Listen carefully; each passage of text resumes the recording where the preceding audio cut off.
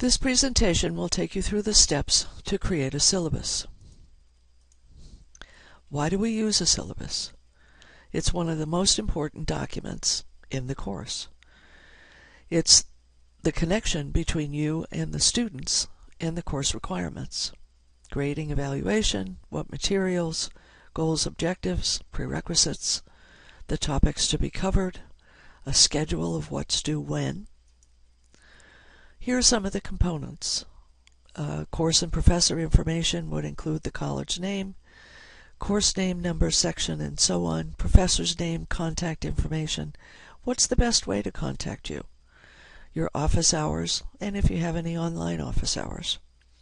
Course details would include the textbook information, any specific technology requirement that you would have, such as Blackboard, e-portfolio, calculators, special software, the official course description, prerequisites, a bibliography that would go along with the course, and any supplemental resources the students might use.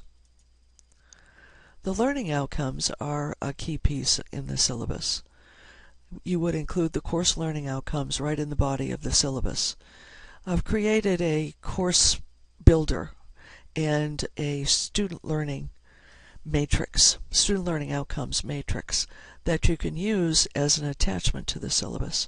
And that would include your LASK outcomes, if they would apply, your program level outcomes, and the institutional level outcomes, which are the LEAP essential learning outcomes. There are a lot of policies that should be included on the syllabus. Here is a list of most of those that you might find helpful. One of the key ones to think about is not just the late policy for students, but what happens if you are late? What's the student responsibility on that? And I would also suggest that you include the statement that the syllabus is subject to change. You probably would include a grading breakdown, percentage item for each component of the grading scheme. What's passing? Different courses have different requirements for a passing grade. Some will have a D, others will have a B. Students, again, should be aware of that. Your course calendar, what is due when, your assignments, testing, projects, the dates of the due dates for those, and the types of assignments. Some people include the rubrics that would go along with those assignments. Now we'll take a special look again at course learning outcomes and how to create those. And as I mentioned, I've introduced a course SLO builder. It's a step-by-step process to create your course level student learning outcomes. This is what the SLO builder looks like. The first thing you do when you're creating a student learning outcome is think about the major course themes or the major course concepts and topics. You probably will have 4 or 5, hopefully not many more than that, broad topics. Then we want to look at what type of knowledge you're going to ask the students to employ. Then the cognitive processes. You'll pick an active verb, and then you'll be ready to write the student learning outcome, which will start with students will be able to. Remember, this is what the students will learn and be able to do at the end of the course. And then, to help you a little bit to think about this, how will you assess that particular outcome? So the knowledge dimensions, what are those? There are 6 of them.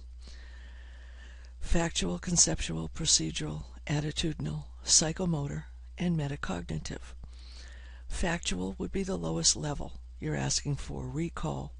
What do the students know? Can they identify something in particular? Concepts, theories, models. Procedures would be the algorithms, say, used in a mathematical solution. Attitudes. Sometimes we want to look at the different attitudes that the students have towards the subject that you're dealing with. You may be looking at, do they value what's happening? That would be attitudinal. Psychomotor would be the physical processes that students would go through in some of our professional majors. And metacognitive dimension. Can the students set goals? Can they monitor their own learning? This is part of becoming a self-reflective learner and will aid in developing lifelong learning skills. You will not have all of these for each outcome, and you pick the one or two, sometimes even three, that may apply to that outcome. Next, we look at the cognitive processes, and these are hierarchical: remembering, understanding, applying, analyzing, evaluating, and creating. Here's a table using the same cognitive dimensions, but also including the action verbs that might go along with each of those. Recognizing, listing, describing. Remembering is the lowest level of the thinking that we're looking at. Understanding. What do you mean by understanding? How would you know that the students understand? They would be able to interpret or summarize or explain. Apply. Implementing, carrying out, analyzing, comparing, organizing, etc. Evaluating, checking, judging, critiquing.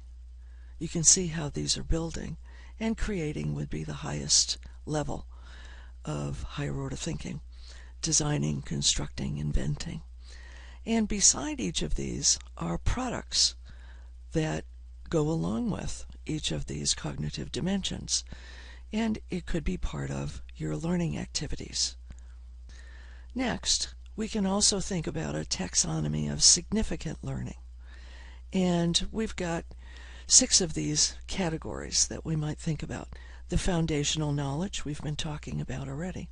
Understanding, remembering. Applications would be the skills, the thinking processes, projects. Integration, that's what we're really aiming for, is helping the students make connections from one topic to another, from one discipline to another. And the human dimension, that's part of that metacognitive, possibly even the attitudinal dimension that we were just talking about, learning about yourself and about others. Caring, valuing, thinking about other people's positions, feelings, interests, and learning how to learn. DFINC talks about all of these put together, and the overlap creates this significant learning. The more components that you can have overlap, the deeper the significant learning will be. Here's a checklist. After you write your student learning outcomes, apply the checklist. See if you have an active verb, if you've suggested, or in some cases actually identified, an assessment to use. You want to make sure that your learning outcome is at the appropriate level for the course. If you're talking about a senior level course, you don't want most of your outcomes at the recall level. You would like those to be higher. A freshman level course could have, and certainly should have, the evaluation, the creation, the higher level thinking that we would like our students to show, but you might assess it at a different level than you would a senior. Make sure they're written as student learning outcomes and not just teaching objectives. This is about what the students will have learned by the end of the semester. And make sure that they are consistent with a syllabus of record. Some of the departments are beginning to create syllabus of record for certainly multiple section courses. If that's the case in your department, make sure you're consistent with that. Make sure that your SLOs represent a fundamental result of the course. And you're thinking about the alignment of the courses in the sequence. This is where that SLO alignment matrix comes into play. Here are the overarching LASK outcomes. You can find these also on the LASK website. Here are the essential learning outcomes from LEAP, Liberal Education, America's Promise. I've included the link down the bottom. You can take a look at the aacnu.org website They are separated into 4 categories: knowledge of human cultures, the physical and natural world, intellectual and practical skills, personal and social responsibility, and integrative and applied learning. Under each of these categories, there are some defining statements that go along with those. Here's a table that shows the alignment of the LEAP essential learning outcomes and the overarching LASK outcomes. In the first column, we have the essential learning outcomes, the 4 broad categories. The second column are the LEAP areas that support the learning outcomes. And in the third column, we have the overarching LASK outcomes aligned with the LEAP areas. This is an SLO alignment matrix for you to use. And you would include your course level outcomes in the bottom here, the program level outcomes that are supported by your course level outcomes, the LASK SLOs, again, that are supported by your course level outcomes. And I would just suggest that you put them in the columns according to the LEAP ESLOs. Here's an example of the SLO alignment matrix worked out for a college algebra course I've taught in the past. And I put the course level outcomes in according to how they mapped to the LEAP SLO outcomes. And then the program level outcomes will fall into place in a similar manner. Notice that I have 3 course level outcomes here, and I don't have one that focuses in on the knowledge of human cultures. That's okay. We're not going to support all of them in every course. And the same for the program level outcome. I don't have one included under that category at all.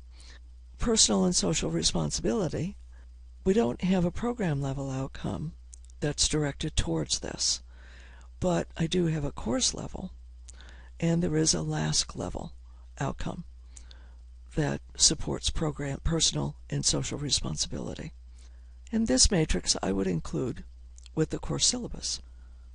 All of this is to create the syllabus.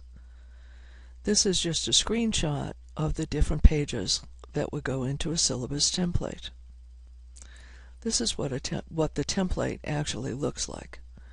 And the different categories that we had talked about already: required materials, course policies, grading, just some suggested categories, and what the students are being graded on, Americans with Disability Act, academic policies, honesty policy, academic support services, library use, and then a course topic.